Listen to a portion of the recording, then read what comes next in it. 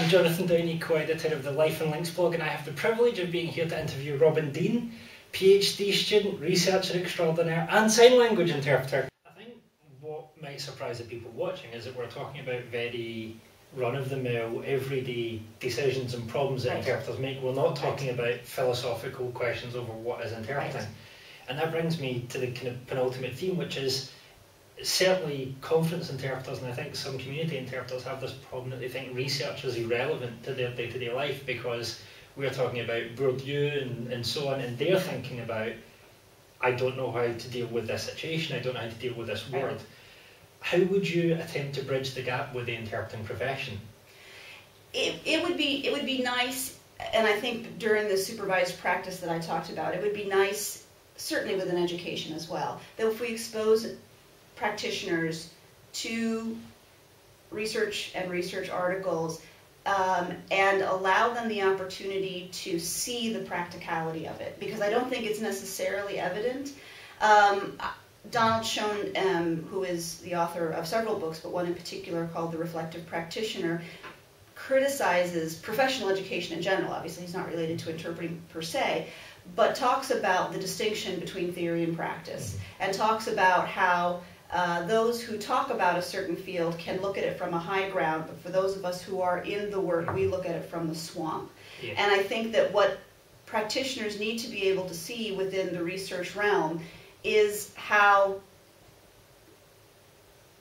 the high ground can inform the swamp, but the swamp also has to inform the high ground. And if practitioners are schooled in and come to appreciate research, they themselves may well be motivated to become practitioner researchers. And I think that's what we need ultimately more to happen, is that the high ground can't stay up at the high ground, and the swamp people can't stay in the swamp, which is now becoming a very poor analogy, but that idea that that practitioners could become researchers, because they're the folks, and myself included as one of those, they're the folks that know what it's like to look people in the eyes and do what we do. Yeah. And as a result, I think they're going to come with a particular unique aspect of contributing towards research. But how do you get people like that motivated and involved? Other practice professions have ways to do that. Yeah. We don't have that. We don't have that mechanism. They also have, in the UK, certainly with medicine, they have institutionalisation of, if you want to go up to certain grades, you have to be contributing to medical practice. Exactly, yeah. And perhaps we miss, because we don't have, if you like, a steep grade of junior interpreter, senior interpreter, consultant, we miss having that sort of institutionalisation of contribute to the future of your field. Sure, sure. Where do you think it can be very difficult to motivate interpreters to contribute to the profession? Apart from recently we had all the talk about the Ministry of Justice deal in the UK, and suddenly interpreters woke up and said, well, we need to be contributing to this. Right. But everyone had their own single view of what was going on. Do you think it's possible to motivate interpreters to bring them together as a group and say, okay, we can't give the government evidence as 100 individuals, but perhaps as a group we can bring evidence together that's far more convincing than 100 individual stories might be? Well, I think that silo effect, that insular, I'm alone, I'm isolated, I do my work, which is a part of our practice realities, is one of the reasons why we don't know how to be collaborative and collective in our in shaping our future as practitioners and giving a unique voice to some of the conversations that are happening at the professional level. And because of that, because I would suggest that we are not exposed to each other, one of the values of this idea that I spoke of earlier, where you have this instituted reflective practice period of internship, is that you become accustomed to working within groups to talk about cases. And so having that reliance developed from the early starts of your profession will help people realize the value and the networks that will naturally emerge as a result will then become networks for later use, such as in this kind of situation. So I hate to sort of harbor on this one cure-all, because I don't certainly think it's a cure-all, but I do think that because that's missing from our education, it has sort of a long-term effect. And this is another example of that long-term effect. It doesn't introduce interpreters to research at an early age and encourage them to become researchers, and it doesn't develop a network of connected individuals who come to rely on and see the value of collaborative efforts, whether it's in trying to help make a decision in a given moment, or whether it's trying to push for policy level advances. And I think this really comes down to the point I wanted to end the interview on, is a lot of interpreters may be thinking about starting research, and for many they might feel that they have to make a decision between research or practice. The way you've been speaking is as if they're not irreconcilable foes, they're actually things that can be brought together. What sort of advice would you give to people who were thinking, well, I'd like to think bigger than the silo, I've been inspired by the MOJ discussions, I've been inspired by discussions online, I want to contribute, but I don't want to give up my career as an interpreter to do so? Right.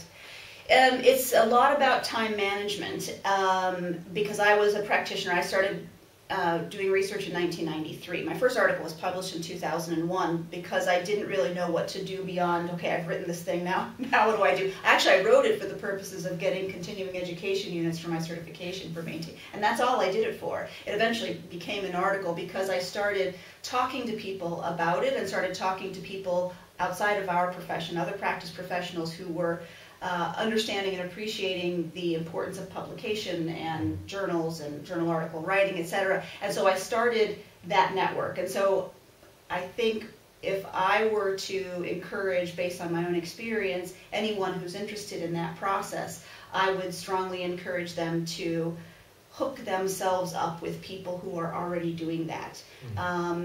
There's certainly a very informal way of doing that vis-a-vis sort of communities of practice. But even more informal ways. If I'm interested in a topic, I start, instead of doing a literature review, which is rather, isolating and, well, rather boring, I would start talking to people I know who might know about that topic. And instead of doing a literature review, which will feel much more vast, I'll start to get a sense of where are the interesting inroads into this topic area. So I would suggest that people maintain their practice, certainly, and find ways to advance the field through whether it's research or teaching or presentations, and do that in a way, it requires discipline, but do that in a way that is in a way that where they learn. Some people are very productive in an isolated way, but if you're not, there are ways to develop a network of support to help you through that process, because there are people out there who've done it and certainly can reach back and pull you along, and you just have to find them. And that comes to the very final question, which is probably one that people don't think about. Do you think there's room for practicing non-research professionals at an average research conference? Oh gosh, yes. I mean, well, that's how I started. I didn't have a faculty or staff appointment or anything. I just started finding ways to, get in the mix. And so I would strongly encourage people to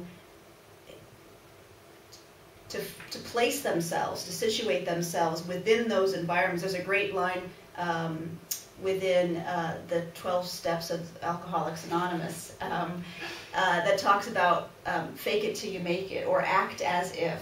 And so if you want to see yourself, if you want to imagine yourself at a certain place, you just pretend you're already there. And that amount of confidence that hopefully you can call upon will allow you to find yourself, submitting proposals for a conference, presenting at a conference, and you'd be surprised that how those small steps of courage will lead you down to a place that you'll be, I think, quite pleased with. But you have to assume that you have every right to be there. especially as a practitioner, I would imagine and encourage strongly for practitioners to see themselves as having the right to be there. And it'd be nice to see researchers at professional conferences as well.